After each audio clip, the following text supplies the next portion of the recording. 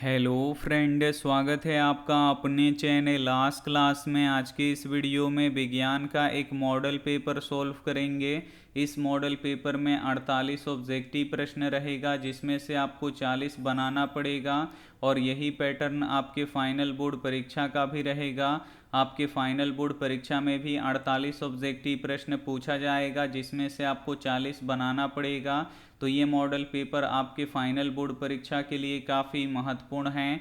तो एक भी प्रश्न आप लोग इसकी मत कीजिएगा। वीडियो को प्लीज़ आप लोग शुरू से लेकर अंत तक देखिएगा।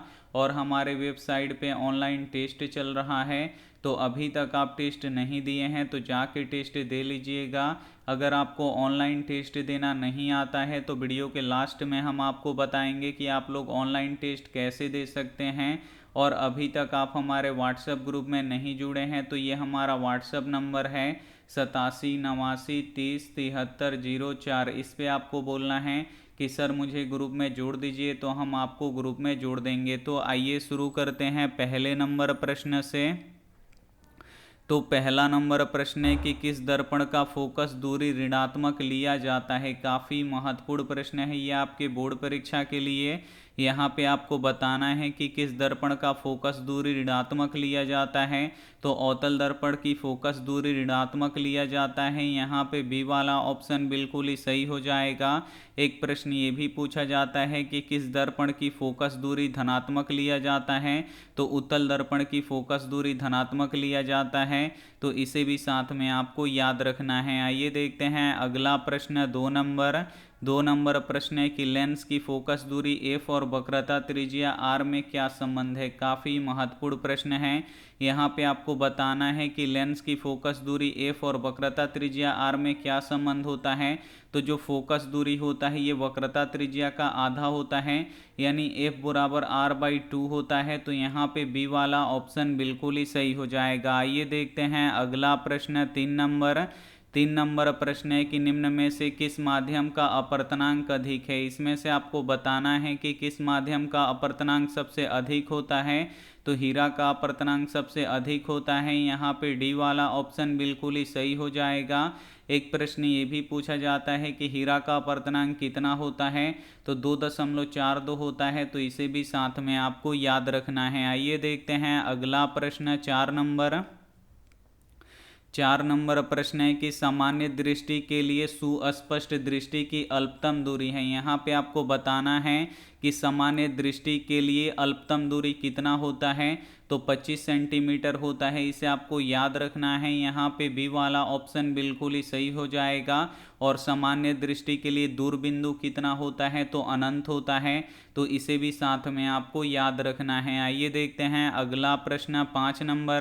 पाँच नंबर प्रश्न है कि श्वेत प्रकाश का कौन सा रंग किसी प्रिज्म से गुजरने के पश्चात सबसे कम झुकता है। यहाँ पे आपको बताना है कि श्वेत प्रकाश का कौन सा रंग किसी प्रिज्म से गुजरने के पश्चात सबसे कम झुकता है। तो लाल रंग सबसे कम झुकता है। यहाँ पे सी वाला ऑप्शन बिल्कुल ही सही हो जाएगा। एक प्रश्न ये भी पूछा जाता है कि कौन सा रंग सबसे अधिक झुकता है। तो बैंगनी रंग सबसे अधिक झुकता है। इसे आपको याद रखना है। और श्वेत प्रकाश में कितने रंग होते हैं। तो श्वेत प्रकाश में 7 रंग होते हैं। तो इसे भी साथ में आपको याद रखना है। आइए देखते हैं अगला प्रश्न।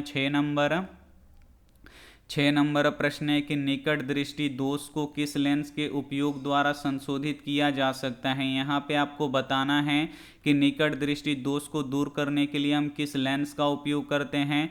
तो अवतल लेंस का उपयोग करते हैं। इसे आपको याद रखना है। यहाँ पे ए वाला ऑप्शन बिल्कुल ही सही हो जाएगा। और एक प्रश्न ये भी पूछा जाता है कि दूरदृष्टि दोष को ठीक करने के लिए किस लेंस का उपयोग किया जाता है।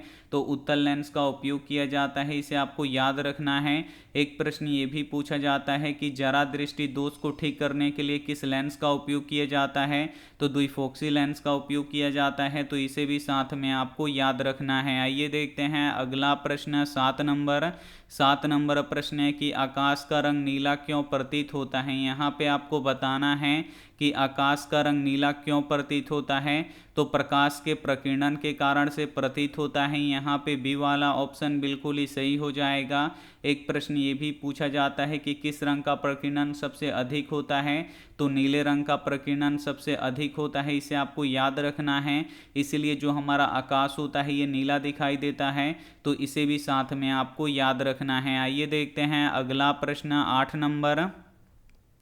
8 नंबर प्रश्न है कि विद्युत चुंबकीय प्रेरण की खोज किसने की थी। यहाँ पे आपको बताना है कि विद्युत चुंबकीय प्रेरण का खोज किसने किया था, तो माइकल फैराडे ने किया था, इसे आपको याद रखना है। यहाँ पे बी वाला ऑप्शन बिल्कुल ही सही हो जाएगा। एक प्रश्न ये भी पूछा जाता है कि विद्युत चुंबकीय प्रभाव का खोज किसने किया था, तो ओस्टर्ड ने किया था, तो इसे भी साथ में आपको याद रखना है। आइए देखते हैं अगला प्रश्न 9 नंबर प्रश्न है कि प्रतिबिंब का आकार हमेशा वस्तु के आकार के बराबर है तो दर्पण होगा। यहाँ पे आपको बताना है कि किस दर्पण में प्रतिबिंब का आकार वस्तु के आकार के बिल्कुल बराबर बनता है, तो समतल दर्पण में बनता है। यहाँ पे सी वाला ऑप्शन बिल्कुल ही सही हो जाएगा। एक प्रश्न ये भी पूछा जाता है कि किस दर्पण में छोटा प्रतिबिंब बनता है, तो किस दर्पण में छोटा प्रतिबिंब बनता है, तो उत्तल दर्पण में छोटा प्रतिबिंब बनता है, इसे आपको याद रखना है। और अवतल दर्पण में बड़ा छोटा दोनों प्रतिबिंब बनता है, तो इसे भी साथ में आपको याद रखना है। आइए देखते हैं अगला प्रश्न 10 नंबर प्रश्न है कि 1 किलोवाट बराबर होता है। यहाँ पे आपको बताना है कि 1 किलोवाट किसके बराबर होता है, तो 3.6 गुणे 10 के पावर 6 जूल के बराबर होता है, इसे आपको याद रखना है। यहाँ पे ए वाला ऑप्शन बिल्कुल ही सही हो जाएगा। एक प्रश्न ये भी पूछा जाता है कि किलोवाट किसका मात्रक होता है, तो ये ऊर्जा का मात्रक होता है, तो इसे भी साथ में आपको याद रखना है। आइए देखते हैं अगला प्रश्न 11 नंबर प्रश्न है कि हमारे घरों में जो विद्युत आपूर्ति की जाती है वह, यहाँ पे आपको बताना है कि हमारे घरों में जो विद्युत आपूर्ति की जाती है वो कितने पे की जाती है, तो 220 वोल्ट पर प्रत्यावर्ती धारा पर की जाती है, तो यहाँ पे सी वाला ऑप्शन बिल्कुल ही सही हो जाएगा। और प्रत्यावर्ती धारा का मान बदलते रहता है, इसे आपको याद रखना है। और दिष्ट धारा का मान नहीं बदलता है, तो इसे भी साथ में आपको याद रखना है। आइए देखते हैं अगला प्रश्न 12 नंबर प्रश्न है कि अवतल दर्पण की फोकस दूरी उसकी वक्रता त्रिज्या की होती है। यहाँ पे आपको बताना है कि अवतल दर्पण की फोकस दूरी उसकी वक्रता त्रिज्या की होती है, तो आधी होती है, इसे आपको याद रखना है। यहाँ पे बी वाला ऑप्शन बिल्कुल ही सही हो जाएगा। और फोकस दूरी को किससे सूचित करते हैं, तो स्मॉल एफ से सूचित करते हैं। और वक्रता त्रिज्या को किससे सूचित करते हैं, तो आर से सूचित करते हैं, तो इसे भी साथ में आपको याद रखना है। आइए देखते हैं अगला प्रश्न 13 नंबर प्रश्न है कि नेत्र लेंस की फोकस दूरी कम हो जाने से कौन सा दृष्टि दोष होता है। काफ़ी महत्वपूर्ण प्रश्न है ये आपके बोर्ड परीक्षा के लिए। यहाँ पे आपको बताना है कि नेत्र लेंस की फोकस दूरी कम हो जाने से कौन सा दृष्टि दोष होता है, तो निकट दृष्टि दोष होता है। यहाँ पे ए वाला ऑप्शन बिल्कुल ही सही हो जाएगा।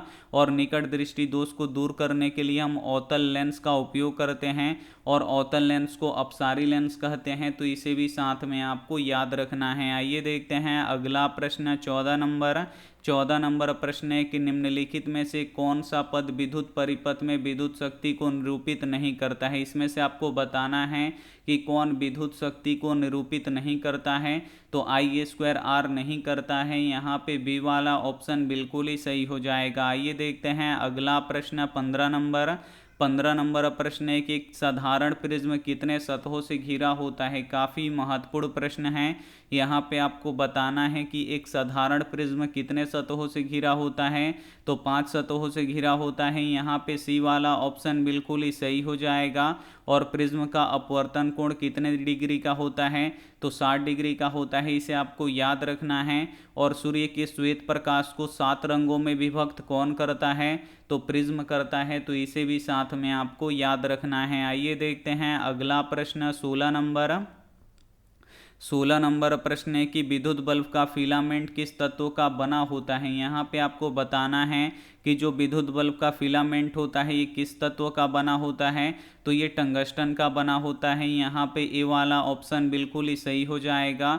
और नाइक्रोम का उपयोग हम कहाँ पे करते हैं, तो विद्युत हीटर और विद्युत इस्त्री में करते हैं, तो इसे भी साथ में आपको याद रखना है। और टंगस्टन किस राज्य में सबसे अधिक होता है, तो राजस्थान में सबसे अधिक होता है, तो इसे भी साथ में आपको याद रखना है। आइए देखते हैं अगला प्रश्न 17 नंबर प्रश्न है कि कौन सा पदार्थ नीले लिटमस पत्र को लाल कर देता है। यहाँ पे आपको बताना है कि कौन सा पदार्थ नीले लिटमस पत्र को लाल कर देता है, तो जो अम्ल होता है ये नीले लिटमस पत्र को लाल कर देता है। यहाँ पे ए वाला ऑप्शन बिल्कुल ही सही हो जाएगा।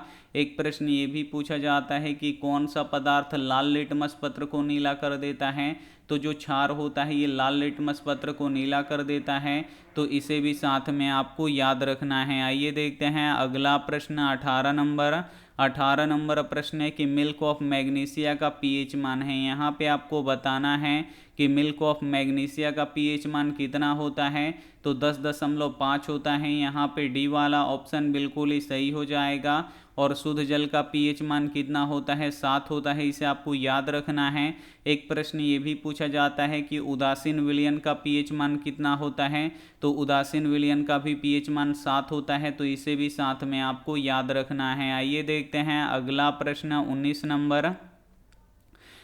नंबर प्रश्न है कि निम्न में से कौन सा अधातु चमकीला है। इसमें से आपको बताना है कि कौन सा अधातु चमकीला है, तो जो आयोडीन एक ऐसा अधातु है जो चमकीला होता है। यहाँ पे ए वाला ऑप्शन बिल्कुल ही सही हो जाएगा।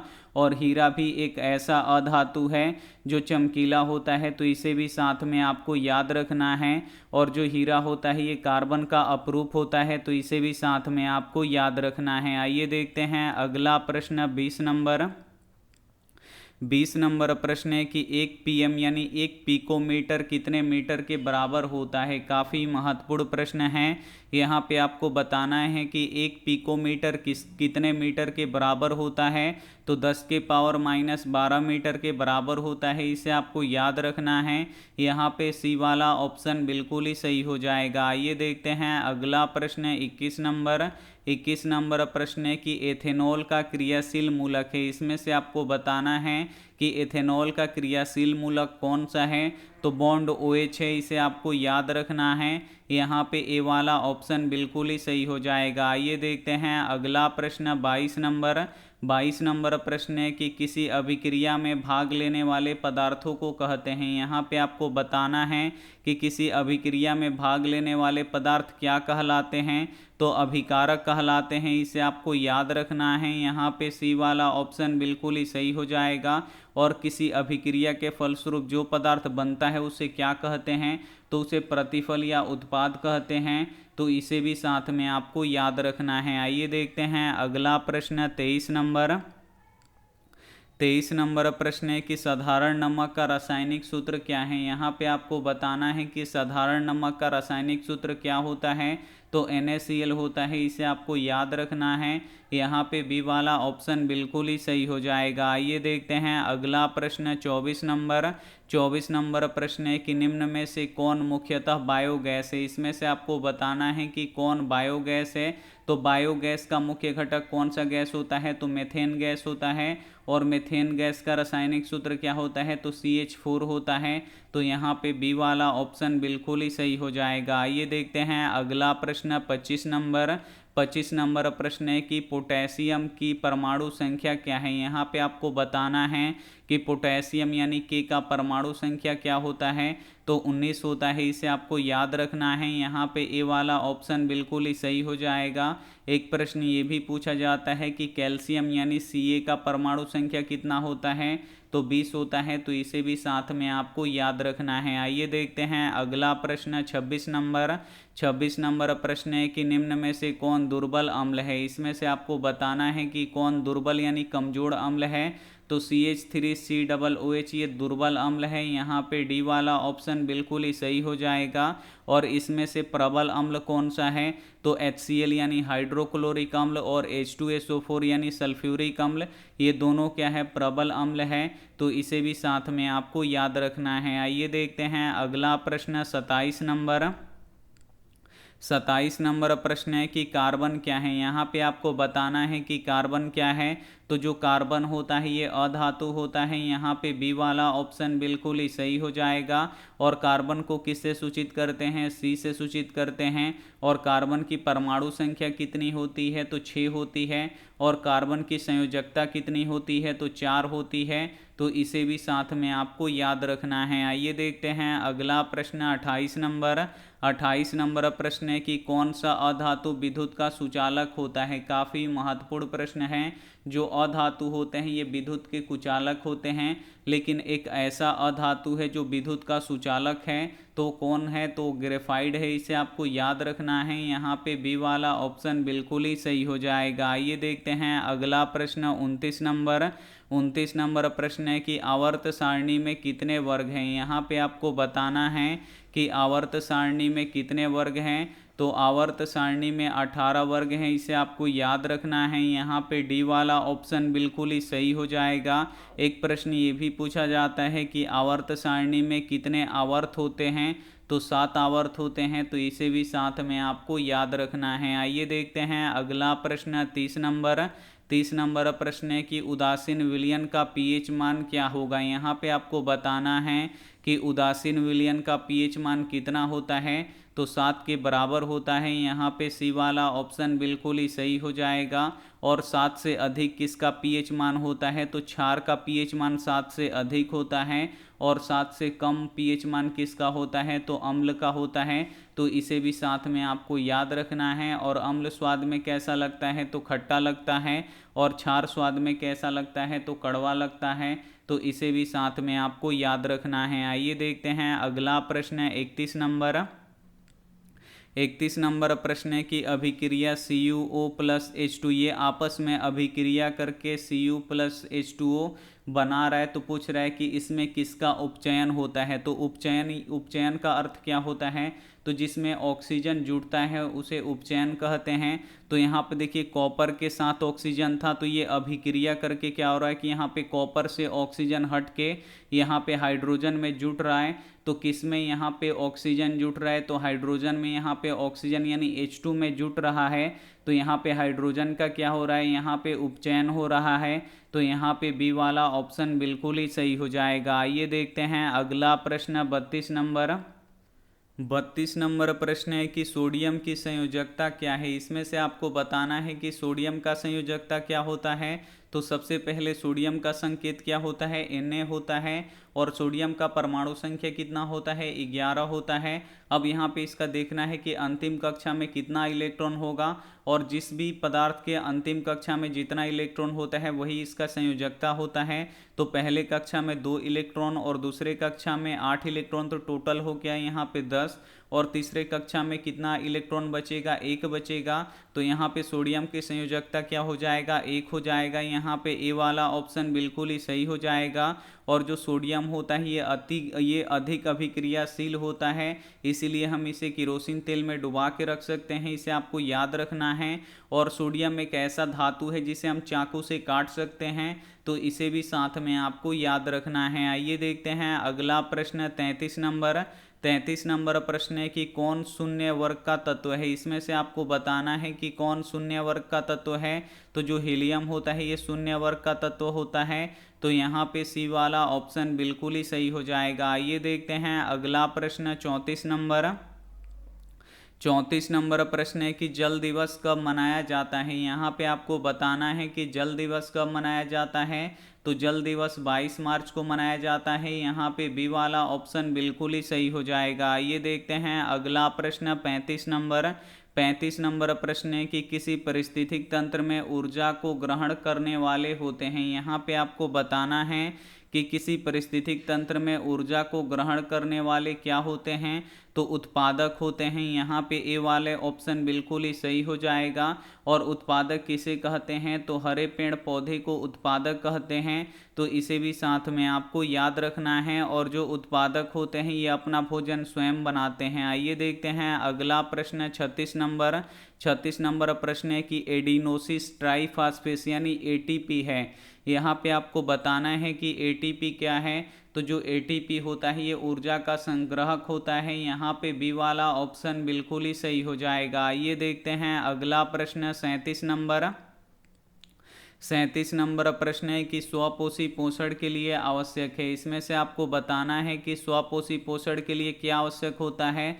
तो कार्बन डाइऑक्साइड तथा जल की आवश्यकता पड़ता है, क्लोरोफिल की भी आवश्यकता पड़ता है, सूर्य की प्रकाश की भी आवश्यकता पड़ता है, यानी इनमें से सभी की आवश्यकता पड़ता है। तो यहाँ पे डी वाला ऑप्शन बिल्कुल ही सही हो जाएगा। आइए देखते हैं अगला प्रश्न 38 नंबर प्रश्न है कि प्रकाश संश्लेषण द्वारा किसकी प्राप्ति होती है। यहाँ पे आपको बताना है कि प्रकाश संश्लेषण के द्वारा किसकी प्राप्ति होती है। तो ग्लूकोज की प्राप्ति होती है। यहाँ पे सी वाला ऑप्शन बिल्कुल ही सही हो जाएगा। और ग्लूकोज का रासायनिक सूत्र क्या होता है, तो C6H12O6 होता है, तो इसे भी साथ में आपको याद रखना है। और प्रकाश संश्लेषण की क्रिया में किस गैस का उपयोग किया जाता है, तो कार्बन डाइऑक्साइड गैस का उपयोग किया जाता है, इसे आपको याद रखना है। और प्रकाश संश्लेषण की क्रिया में कौन सा गैस बाहर निकलता है, तो ऑक्सीजन गैस बाहर निकलता है, तो इसे भी साथ में आपको याद रखना है। आइए देखते हैं अगला प्रश्न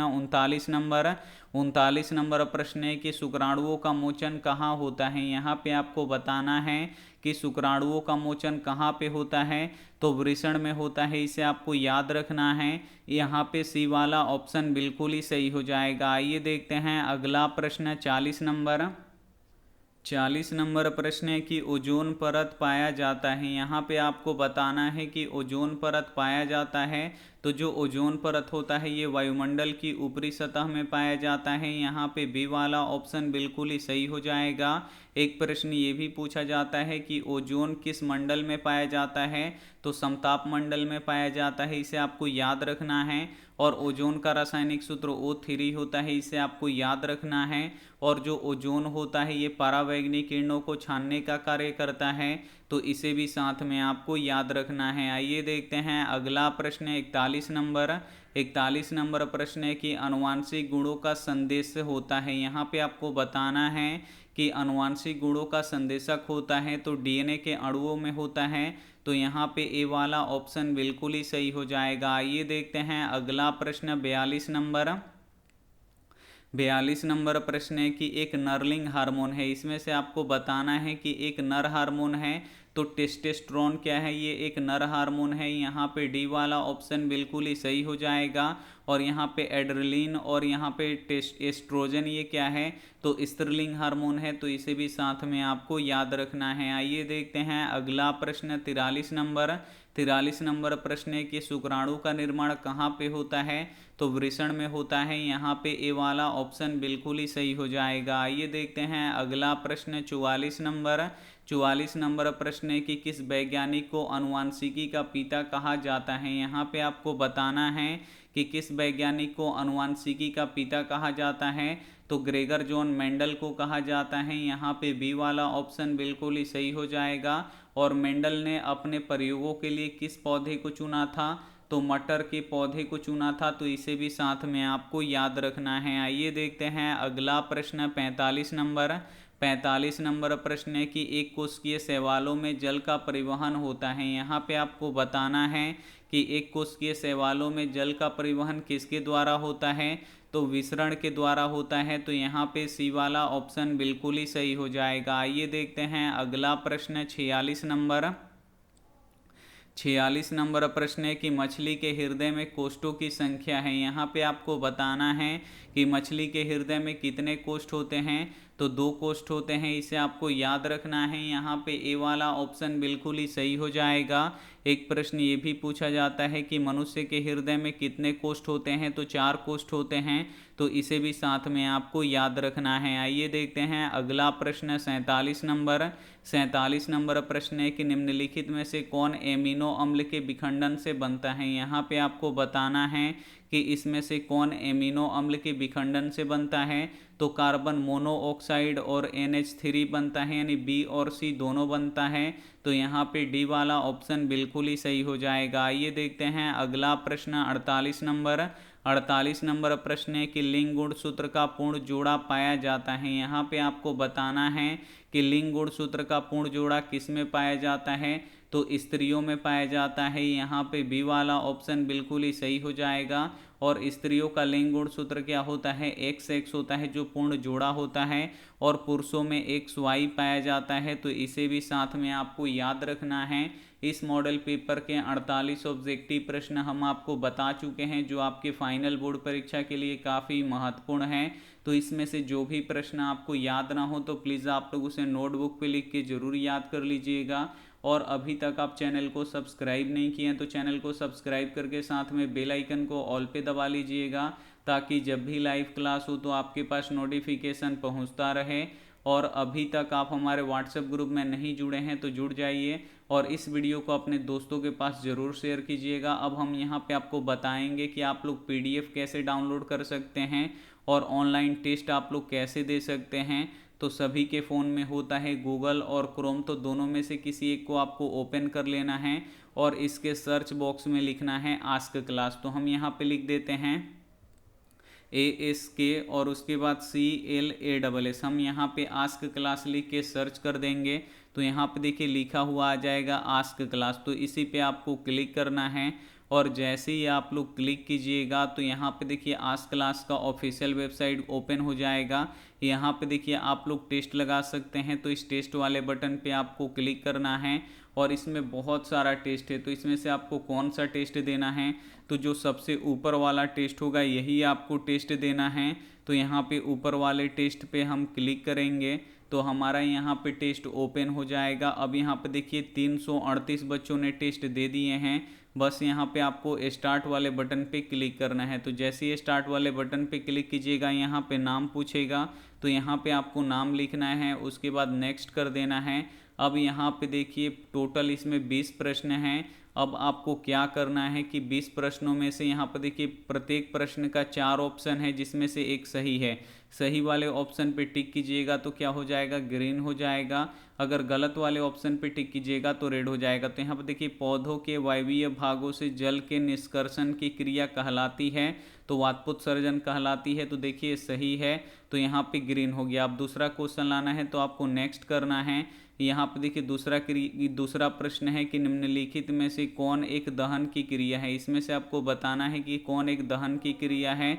तो यहाँ पे देखिए पेट्रोल का जलना ये दहन की क्रिया है, लेकिन हम यहाँ पे मोम का पिघलना पे टिक करेंगे तो ये गलत हो जाएगा, और जो सही आंसर है वो आपको बताएगा। तो ऐसे ही आप लोग 20 प्रश्नों का टेस्ट दे दीजिएगा, उसके बाद ये आपको रिजल्ट बता देगा कि आपका 20 प्रश्नों में से कितना सही हुआ। उसके बाद देखिए अगर आपको PDF डाउनलोड करना है तो इस डाउनलोड PDF पे आपको क्लिक करना है, और यहाँ पे देखिए PDF बहुत सारा हम यहाँ पे अपलोड किए हैं जिसे आप लोग बिल्कुल फ्री में डाउनलोड कर सकते हैं। और यहाँ पे डेली रात में 8 बजे PDF दिए जाते हैं, तो आप लोग ज़रूर डाउनलोड कीजिएगा। तो ये वीडियो आपको काफ़ी अच्छा लगा होगा। Thank you for watching. मिलते हैं अगली क्लास में, तब तक अपना ध्यान रखिए, मन लगा के पढ़ाई कीजिए। Take care and bye.